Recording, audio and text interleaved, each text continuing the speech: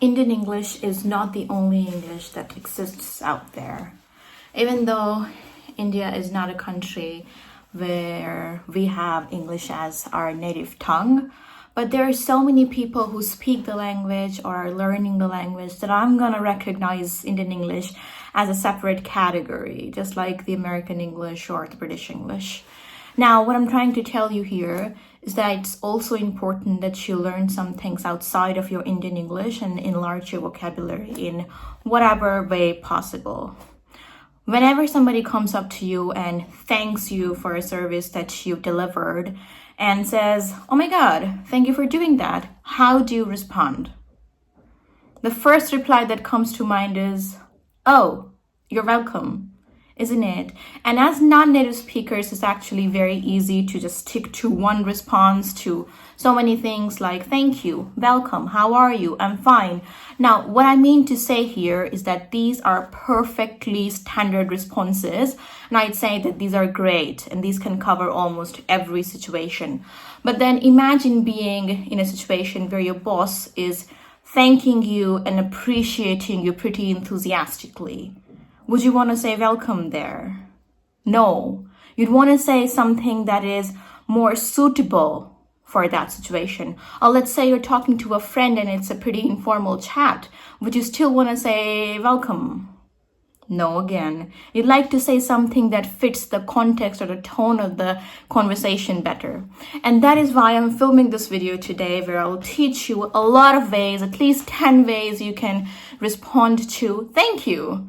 And the first way is thank you. That is right, I didn't make a mistake there. Yeah, sometimes it happens that the person thanking you is just being super nice and is thanking you, when in fact the other person is the one who should be thanked. So you can just say thank you in response to thank you, but with the change in the stress. Now, stress has a big role to play. It can bring or take the power away from a sentence. And if you've not understood the importance of stress in speaking English, then I think you're missing out on something. So how to say thank you in response to thank you? You can just say, no, thank you. You know what I'm saying? You have to stress on you. Thank you. For example, oh, thank you for taking care of my dogs. No, thank you for giving me the tip. Number 2 is a bit formal and it sounds pretty British to me at the same time, which is much obliged, much obliged. Now, I've heard a lot of British people using it, and not that I've been to Britain and I've actually seen people using it in like real life contexts, but in movies and shows. But I know this a fact for a thing that this is pretty formal. Now, where can you use it? I think for people who are in the job of a server or a waiter or a waitress, this is like a perfect fit for them. For example, let's say you are a waiter at a restaurant and the customer is very happy with your services. So instead of saying welcome to their thank you, you can say much obliged. You can check this out. I really liked your services. That was so great. You can say, I am much obliged. You know what I'm saying? This is formal and very, very respectful. At the same time, it is British. So number 3 is, I wouldn't say if it is British or American. I think native speakers all use it and it is pretty chill. So you can use it with your friends and like semi-formal conversations, but I don't recommend using this one for formal conversations, like strictly formal conversations. Don't use it. And it goes anytime. But I really like this one because of the tone. Like it makes the situation so much lighter. Let's say that somebody is getting really emotional thanking you for something and you don't know how to start a response. You can bring it at the start of your reply and then extend the answer by saying something that is relevant to the context. For example, thank you for helping me in my test. Not cheating, not cheating. Thank you for helping me study. Anytime. This is a very friendly one and has this friendly vibe about it. Number 4 is, this one is so good that if you do not know what it means, you can be a bit confused. I'm not gonna lie, I've been a bit conflicted myself a few times until I went on Google and I found out about it. Now it's no problem and I use it a lot. Of course, Yes, this is the response. Of course. Somebody says, oh, thank you. You want to say, of course. Americans say it a lot. So we are going to brand this one as an American expression, even though it is one word, but this is a great way of sounding more like an American, or to make an American feel more comfortable speaking to you if that ever happens. So, of course, yeah. For example, oh, thank you for giving me a raise. Of course. This is sweet, simple, classy. At the same time, it is very native. Number 5, the pleasure is mine. As it sounds, it is pretty formal and also a little British.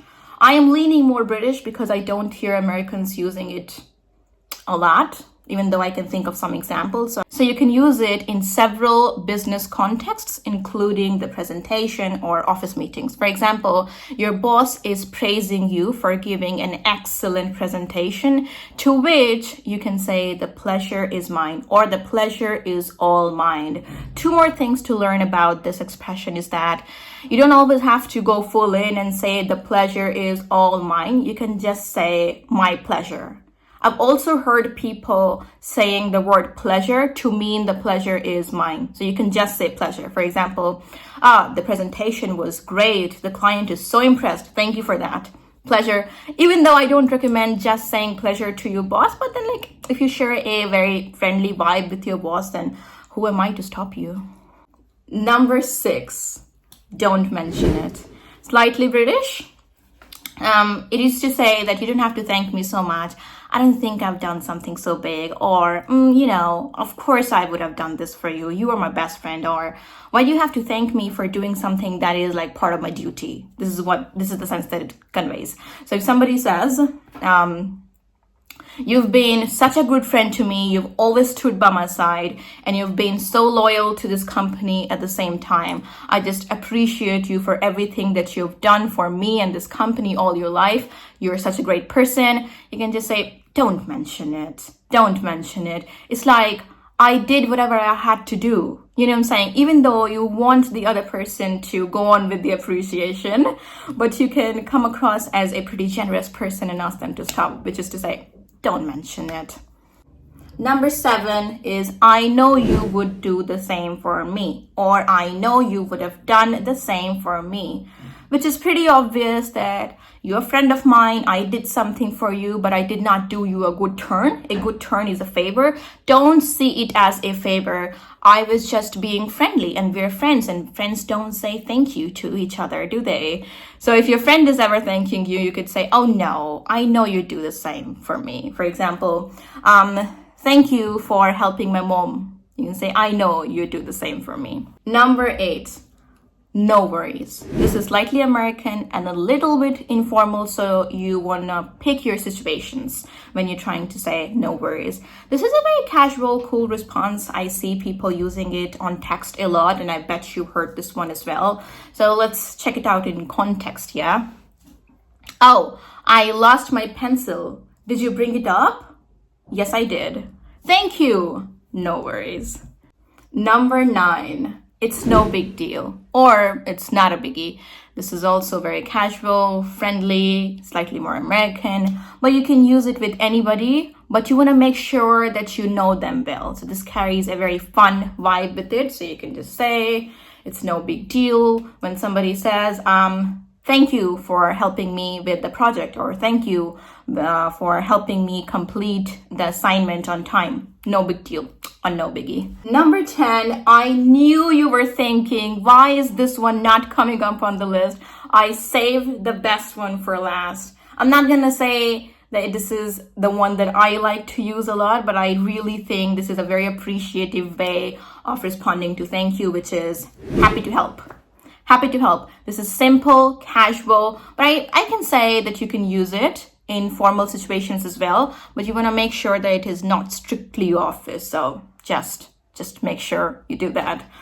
A sentence would be, thank you for teaching me the skill. For example, driving or cooking. You can say, happy to help. I hope you enjoyed this video and got to learn some things. I'd really appreciate it if you drop some likes and some comments down below and subscribe to my channel. I'll be back with another one before you know it. So bye bye.